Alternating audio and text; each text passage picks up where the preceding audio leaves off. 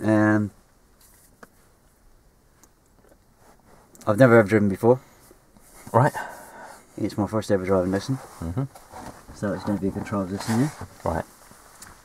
So I'll hand it over to you to find out what you can. Right, okay.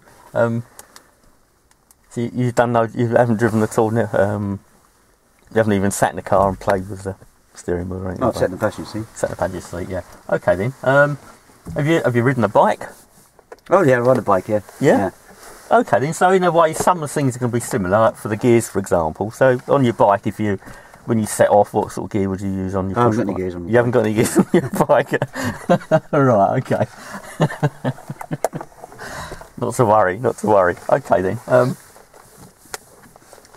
Well, what we'll do, we'll drive to a quieter area and then we'll stop and we'll go through all the controls and explain them to you, right, so that when we can get used to understanding everything. Okay? Yep. Right, we've got dual controls down there, so if you can keep your feet clear and don't play with them while we're driving. Alright. Yeah, because it will come as a bit of a surprise if you suddenly slam the brakes on. Right. Okay? Yeah. So don't fiddle with anything and then we'll drive to a different area. Right. Okay? Put your seatbelt on, it's a good idea.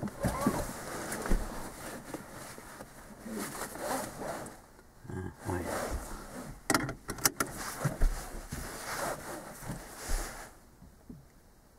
Well, I was just wondering whether I should explain it, but if you've already been passengers in cars putting seatbelts on, yeah. But I should have explained, shouldn't I, about the... Well, which bit might I not know of it? How to pull it with the hand and make sure it's not twisted. So it's important we make sure the belt isn't twisted by running our thumb across it. Alright, yeah. Okay, because if it was twisted and we had an accident, it would put a lot of pressure on that point and it could do you a lot of injury. Oh, okay. You're not planning on an accident, are you? No, no. So. Unless I want to prove a point.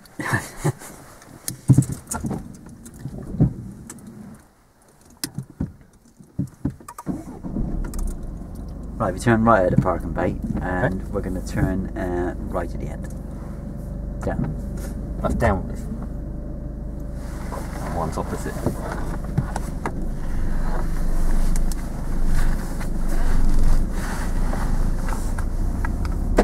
And we're going to turn right.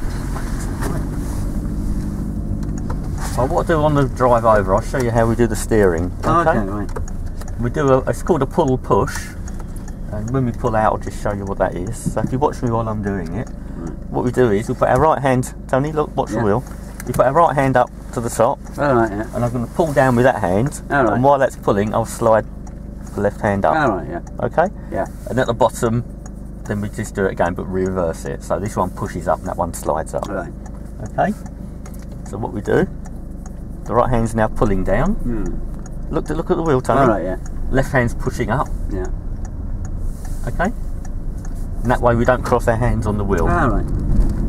Now it's quite important not to cross your hands because these cars have airbags on these days, and if you happen to be turning a corner and had an accident, it could really injure your hands. The steering seems very easy to turn. It's easy, they're power assisted on modern cars as well, which helps you. Like old cars, and if you buy an old car, of course, without power steering, then you'll find it's a struggle parking, perhaps. Yeah.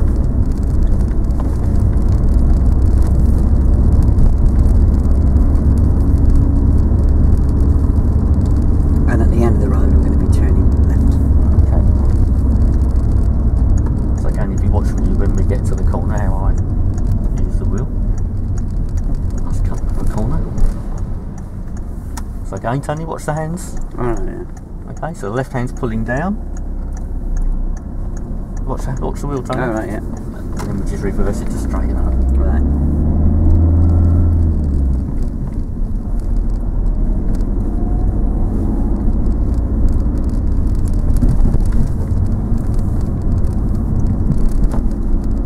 What's your reason for learning to drive then? And we're going to turn right. I'm gonna turn right. Oh, just getting really cold on the bike now. Oh, especially this time of year. Yeah, plus I keep falling off.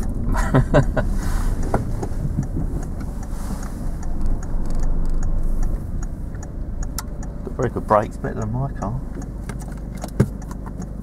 So again, watch the wheel again, Tony. What we can do, right hand goes to the top.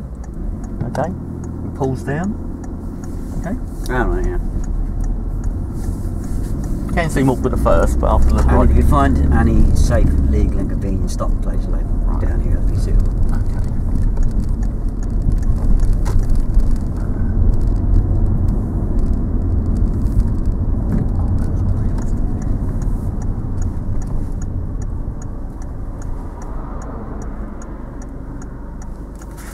Right, so just under the.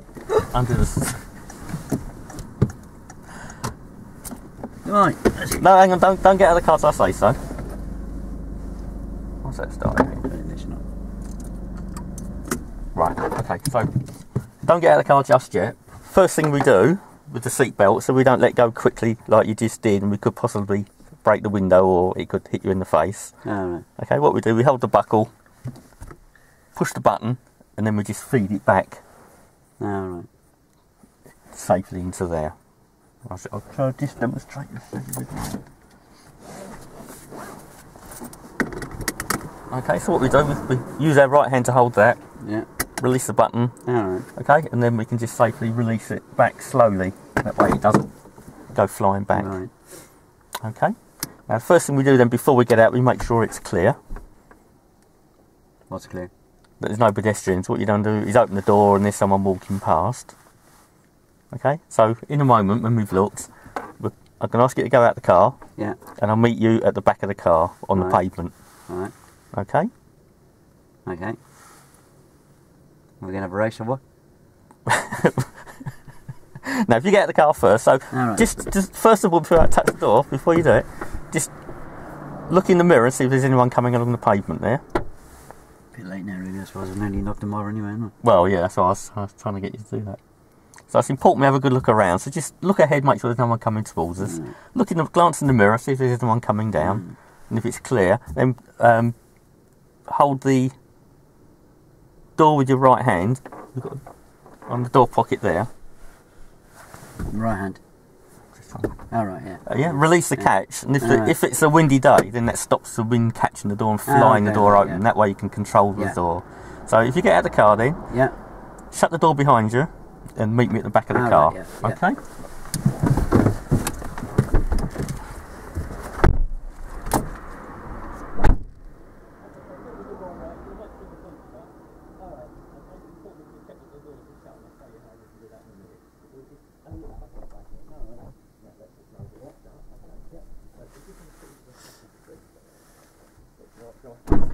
Gentleman, isn't he?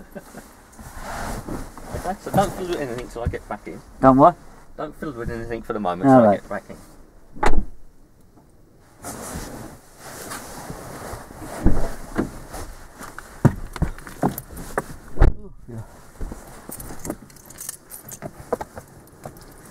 Right, okay. I didn't fiddle. Good. Right, let's go on my little folder. Cheers. Right.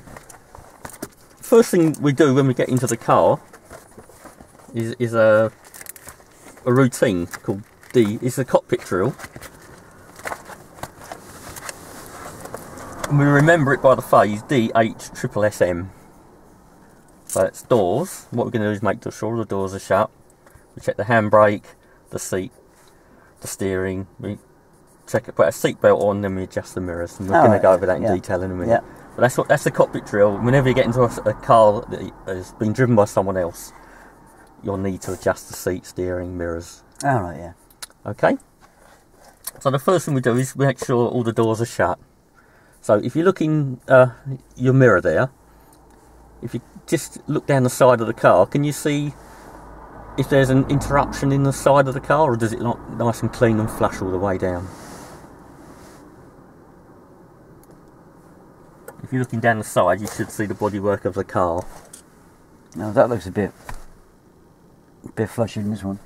Yeah, that one's, there's a bit of a protrusion at the back. There's a break in the line of the car, is there? Very hard to see that. Yeah, well, by just angling your head, we can do it before. We can check it, double check once we set the mirrors. But this is just to make sure the door's shut. If you grab hold of the door and try and rattle it. Oh, yeah. Oh, Yeah? it's broke. Sorry, you're going to get a new one soon. Yeah. Okay, so that's telling you the door's not shut properly. So You get an indication by checking the mirror, and you'll find it's not a flush line down. Then just shake the car, and if the car moves a little bit, if the door moves a little bit like that, then that's an indication that the door isn't shut. Oh, right, yeah. So what you'd need to do, again, put your left hand on the door pillar there, on the little pocket. All right. Yeah. Check in the mirror, see if there's anyone coming overtaking us. Right. So just you want to make sure there's no cars coming, because we can open the door a little bit and then just pull it shut to shut the door. Okay, so have a look at the front, make sure there's nothing coming. Yeah. And there's nothing coming from the rear. So just open it a fraction and then pull it tight. And now try rocking it again. Yeah, that's more stable. If you check your mirror again, you should see it looks slightly different now. It'll be flush all the way down. Yeah. Okay? Yeah. Right, that's how we do, just to make sure the doors are shut. On some cars, it'll also warn you as well. If a door isn't quite shut, it'll warn you. But you might buy an older car. You might not have a car that's new with it, so it's worthwhile to know how to do that. I'm just happy to have a car with doors, really. As long as you can keep your wing mirrors as well. Yeah.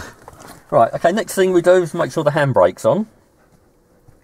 Because when you get in the car and we rock in the car, check the doors and things, and other people get in the car as well, it might set the car rolling if you're on an incline. Yeah, right. So we just pull the handbrake up, make sure it won't go up anymore. Handbrake, what's that? But this is the handbrake here, yeah. okay? Yeah. This only works on the 2 rear wheels, Yeah, but we go into this in more detail later. So you just pull it up firmly and make sure it won't go up anymore.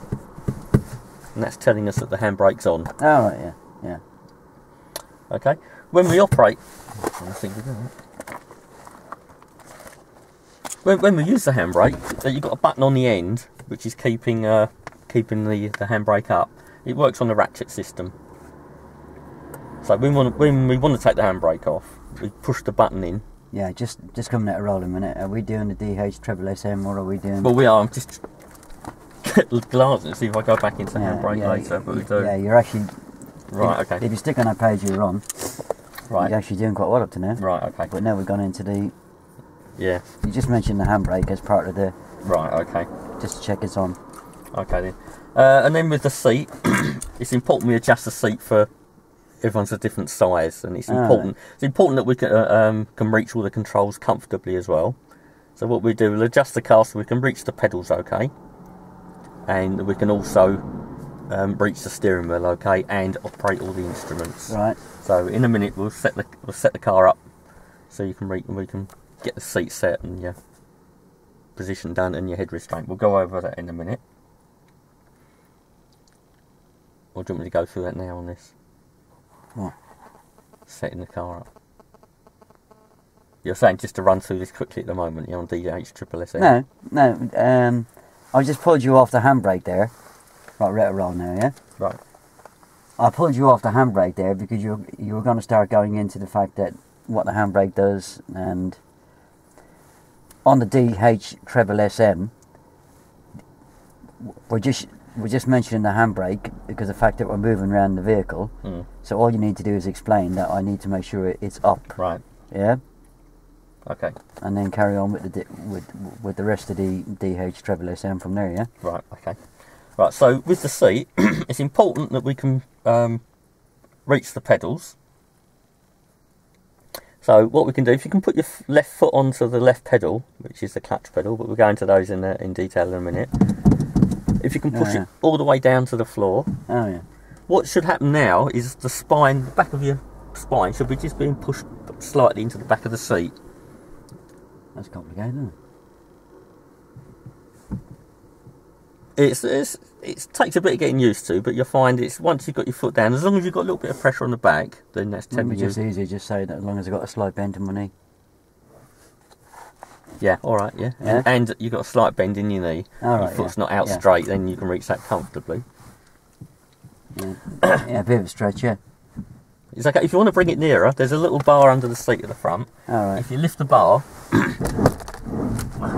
Sliding back in it. it'll go backwards and forwards on these modern cars. How do I stop going backwards then? It's- Put your hand on the steering. yeah.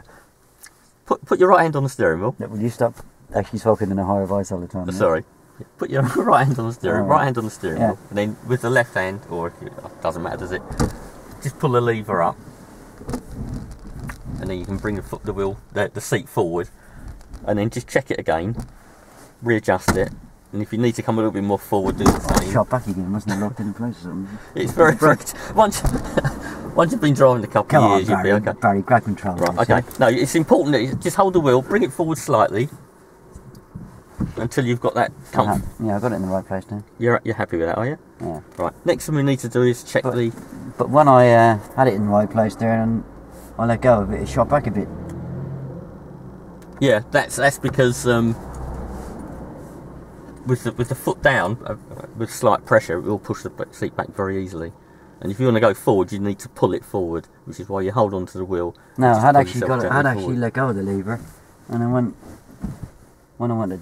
You've got to make sure the lever is returned. There's like a latch system underneath, so it's important that you move the seat just a fraction, and it will lock onto one of the latches and position it. Is anybody telling that it's locked in then? Because I don't want that to happen again because they're hurt. It's just by adjusting, just pushing the seat a little bit, and it will lock in, and you'll hear it click. You mean checking the bed? Yeah, you'll do that, and then it will lock. If you're halfway between, it will go backwards or forwards into the nearest latch and lock on. That's locked in now then. Okay. Right. Next thing we need to do then is to check the head restraint. And the easiest way of checking that is to put your hand on the back of your head, where the lump of your head is at the back, and then just sit backwards like that. And if your hand's touching the head restraint, then you've got it in the right position. Not my hand. Well, if your hand's touching it at the back, then you can take your hand away and your head's okay. It's just the back of your head there will be touching the head restraint. Alright. Right, it's important to have that adjusted correctly, because if you were shunted rear end by another car, you could have what they call whiplash, where your neck is bent backwards. Alright, these are adjustable then? These are adjustable. What you need to do, if you just grab it like that, you can pull the thing up like that. Alright. So if you want to turn around, or you can actually, if you look upon it as you're going to throw a rugby ball. Yeah. Okay, you can sit behind and then just raise the thing up if you want to go higher. Yeah. And to send it back down again, you just got a little button on the side. If you push that, it lowers down. Alright. So it's easy to. Yeah, it seems right, doesn't it? Do up, yeah.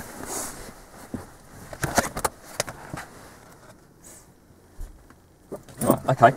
Next thing we need to do is get the distance from the steering wheel. Now, when you're driving, you should have your arms very, very slightly bent for comfort, so not out straight. Alright. And you can reach the wheel comfortably. Now, the way we do that is just sit back in your normal driving position. Yeah. And your wrist should touch the top of the wheel. So if you can put your wrist across the top of the wheel, so just putting your arms out and run it round. Oh yeah. Right. If you need to come closer or further away, there's a little mechanism on the side. You've got a little lever. Alright. If you pull that lever up, the seat will spring forward. Alright, yeah. So if you lean back, the seat goes back, but if you lean forward, the seat will come up to you. That feels alright. Okay. So we can adjust that. It's quite important also that distance is right. If you're sitting too close, as I said earlier on with the airbags and crossing your hands, if you sit very, very close and the airbag goes off in an accident, you'll find you hit the wheel before the airbag's properly deployed. Alright, yeah. So it's comfortable to drive, and it's also a safety aspect. Right. So if you want to, we'll put our seat belts on now. So what you need to do is, with your right hand, just grab the buckle. Left hand, just grab the buckle of the seat belt and pull it gently.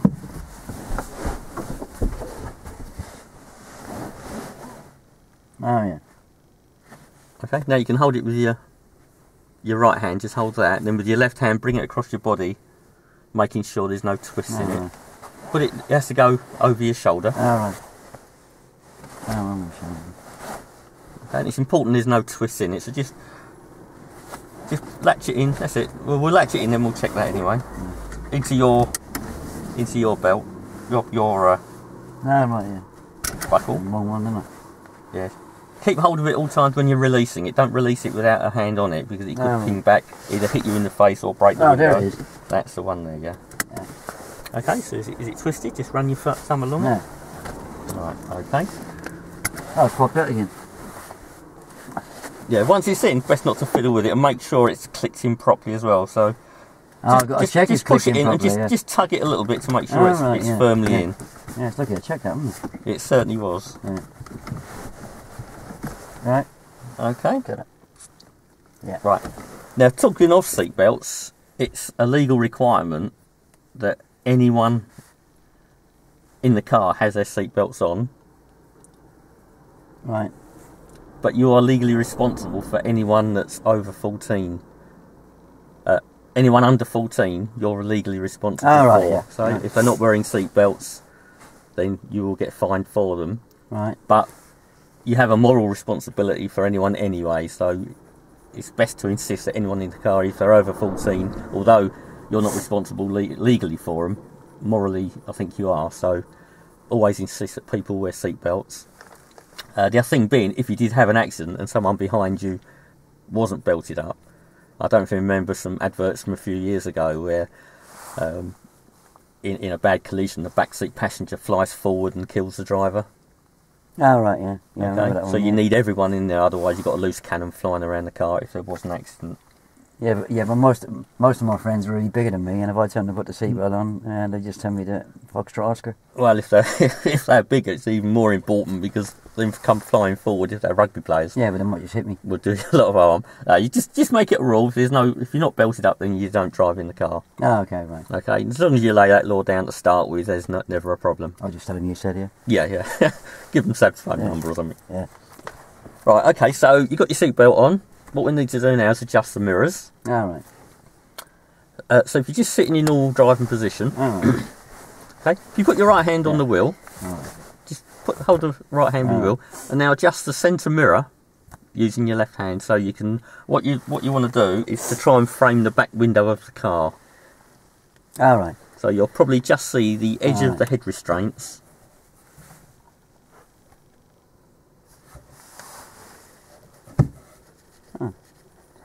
Does it button there? Yeah, that's a night button. So if you've been dazzled by cars of a night, you can flick that, and it basically is a prism in it which shines. No, it's like I'm looking at the ceiling. Yeah, I see it, Yeah, no, what? yeah. I see it, yeah. Yeah, that lever you only use of a night, so you. All right. I don't know what you've done now. Okay. That's Right. no, that's this is which way around is it? That's right. That's right on right. Okay. So overnight, if you've been dazzled, you can flick that lever, Yeah. and it will take the dazzle out. Yeah, so I can be able to see, what did you say I got to be able to see again? You're trying to frame the rear window. You should just see either the edge of your ear, the rear, the edge of your head restraint, and the edge of this head restraint, and then you'll see the top and bottom of the window. All right, yeah. And you may just see the edge of the windows as well. Depends on the head restraints. All right. Yeah, I can see the top and bottom of the back window. And Yeah. I can see a bit of my headrest, and I can see a bit of yours. Yeah. Okay. Yeah. That sounds like that's set up. Okay. Then we've got the door mirrors to set up. You might need your keys. If I give you the keys, just put the keys in to the ignition there. All right. Just put it in, don't turn it yet. Now what we can do, before we do anything, we'll make sure it's in neutral, just in case we get carried away. So just see if it's all floppy. Pardon? Okay, we've checked the handbrake, that's in neutral. Now we want to turn the key, one turn, clockwise, and that will put on Clockwise. to the right. Just click once. Either goes towards the steering wheel. Oh, or sorry, it goes back towards the steering wheel, Oh, right, just yeah. once. And that's now putting on. Bloody hell. It's like a Christmas tree, isn't it? Yeah. This is now put on the first lot of electrics, which means we can now adjust the mirrors. All right. So, starting with the right mirror, what we're looking for is seeing about 10% of the bodywork of the car in the mirror, and you want the horizon about halfway up. Right. So you'll see a little bit of the bodywork, perhaps a couple of inches of the car, Yeah. 10%. So just check in there. If you need to adjust it, there's a little button on the door. If you slide it to the right, All right. slide that to the right, that operates the right door mirror. And then using the little fandangle control above it, we can adjust it upwards Fandangle. and tilt it around. The little joystick control thing above it. Oh, I got one of these right on my remote control on my telly. Very, very similar. All right. And then yeah. with that we can alter the mirror. So Oh, If it yeah. needs to go up, down, or whatever, Yeah, we got can that. do that. Yeah. And we do the same with the left door mirror as well. So again, we want about 10% of the car, and then the horizon about halfway in there. No, the right one's moving. Left one's not moving. Now you've got to slide that lever across now to the left, Alright. right away fully, and now you can adjust the left one. Alright. And what we're looking for? Again, we want about 10% of the bodywork of the car, Yeah. and then about half and half, so the horizon's about halfway up. Alright, got that, yep. Okay.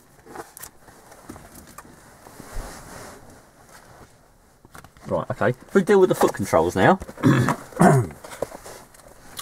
The right hand pedal is the accelerator. Okay, see the right? You just want to touch it? Just put your... No. Yeah, just put your... Well, you can do that as well, actually. Just put your foot on it, get a Alright. feel for it. Your right foot. Alright. Now what we normally do, we pivot the foot between the brake and the accelerator, but for the moment just put your foot down on there. When we use the accelerator, which we normally term the gas pedal because it's easier to call it a gas pedal, we only press it a coin's width at a time. It's quite a sensitive pedal, and if you floor it too much, what'll happen is the revs will go sky high. I thought you meant it was sensitive. Well, they can be quite, some cars, these are a French car, so it's probably quite sentimental. For all the French people on there, he said that. I didn't. Okay, so what that does is think of it as a turning on a tap to the engine. So the more you push the pedal down, the more fuel goes through to the engine and the quicker it goes. Right. Okay, and when we take our foot off it, that cuts off the supply of fuel to the engine, and then we can use what's called engine braking. So we're not putting any fuel through, but the actual engine will brake as well. Right. The middle pedal is the brake pedal. So use this again. The right pedal is the accelerator. We use it to make the car go faster. Yeah, so I want to go faster. I press it right down to the floor. No, we thickness of a pound coin at a time. You don't need to floor it because that will send your rev sky high and you can damage your engine. I press it the thickness of a pound coin. Each time, just press it the thickness of a pound coin, then the thickness of a pound coin again. That's all you need to do. You don't need to push it all the way down to the floorboards. Alright. Okay. When we start the car, then we'll get a feeling for it. We'll just run through like this, then we'll start the engine and you can get a feel for it. Right, the centre pedal is the brake pedal. Again, we use the right foot for that one as well. So we only use the right foot on the accelerate pedal and the brake pedal. Now, with the brake pedal, in general driving, we only press it gently, say the thickness of a pound coin at a time. And to make it comfortable driving and stopping for the passengers in the car, we brake progressively. So when you first brake, you touch it very gently and then progressively push it harder and harder and harder. And then as you almost stopped, you start to release pressure on the brake pedal, and that will bring the car to a nice gentle halt. Okay? I think so.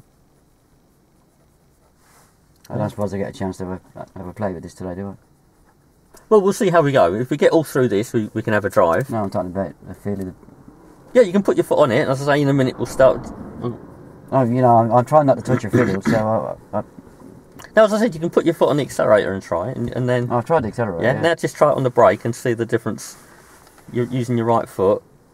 Push it down. Can you feel the difference between that and the accelerator? Oh, it's really stiff. Yeah. Now, the only time we stamp on it hard is an emergency situation where you need to stop very, very quick. But generally, on good driving, you use it a progressive action. So when you want to stop, we don't slam the brakes on. So how much do I press it again? On general driving, about the thickness of a pound coin, and then you'll press it again, the thickness of a pound coin, and then the thickness of a pound coin. And then as we get nearer and nearer, then you reduce it by the thickness of a pound coin. That gives you nice, gentle, progressive driving. And it makes it more comfortable for people in the car. Now the foot brake operates all your brakes, back brakes, front brakes, and importantly it also puts your brake lights on. Oh, is that how it works? Yeah, the handbrake only works on your rear wheels and doesn't apply your handbrake. Doesn't apply your rear lights, so it's important not to use this when you're driving. You only apply this when you're actually stationary. Okay. Use your brakes and by braking with all four wheels, that'll reduce the chances of skidding. If you're driving fast and put your handbrake on, you could bring in cause a skid. Yeah. Okay. Right. Your next pedal is the clutch. Now for this one, we use the left foot. We only ever use the left foot for the clutch, which is your left pedal. Okay. Do you want to just put your foot on the clutch and try?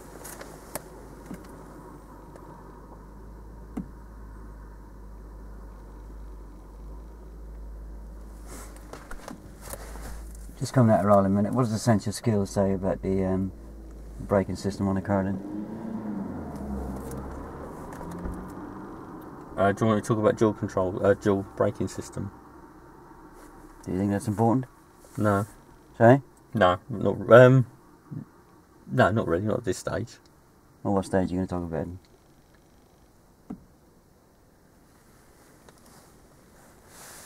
Yeah. Oh, yeah, all right, yeah. Okay, with the braking system, modern cars have what they call a dual braking system. So you've got the brakes are actually separated, the braking system. So if you was to get a leak on one of on the hydraulic system, then you wouldn't lose all your brakes. And generally it works on your front driver's side wheel is linked to the rear passenger side. Alright. Okay. And the same with the front passenger side is linked to the back driver's side wheel. Alright, yeah. So if you had a problem with the hydraulics, you'd only lose braking on one wheel at the front and one wheel at the back. On older cars, if you had a leak, for instance, then you'd lose all your braking. Alright, right. Yeah? And on modern cars, you don't get that problem. They're linked in. Generally, that's how they do it. Yeah. Your two wheels are diagonally linked. Yeah. Okay. Right, your third pedal is the clutch. And as you probably noticed, it's labelled ABC, yeah? So you go accelerator, brake and clutch. Alright. So if you want to put your left foot on the clutch and see how that feels. That's the one for adjusting the seat, isn't it? That's right, well done. Oh. Now with this one, it's used differently to the others. Generally when we want to change gear, what we do is we put the clutch down fairly quickly in one go, and then we bring it up slower. And what we do, we bring it up until we find the biting point, and we'll go over this in a minute when we get to starting the car. And when we find the biting point, then we bring it up slowly through the biting point, and then we can release it quicker at the top. Takes a bit of practice, but you'll soon find it becomes second nature when you're driving. Right. Now what the clutch does, it separates the engine from the driving wheels. So when we're driving along, the engine's turning over, and that's turning over the wheels as well. Yeah, I'm not very mechanical. I can't even mend a puncture on my bike. Right, if you look at this diagram, when you put your foot on the clutch all the way down, yeah, the engine's turning over, and what happens is the clutch, if you imagine two dinner plate size things, two dinner plates, two metal discs the size of a dinner plate, what happens is, when you put your clutch down, it's forced apart. So the engine's turning there, yeah, but your wheels aren't. As you release the pedal and bring the clutch up, it brings the plates together, so they both start spinning. And when they're both spinning, then the engine is driving your wheels. Now the point where that's just about to touch is your biting point. Oh, so one of the plates is already spinning already, is it? One is spinning all the time when the engine's turning. Alright. And the other one's linked to the wheels, which is only spinning when it's connected to the engine. Right. And to change gear, you need to separate the engine from the gearbox, the engine from the wheels, basically. Which is why you push the clutch pedal down to separate it. Then you can change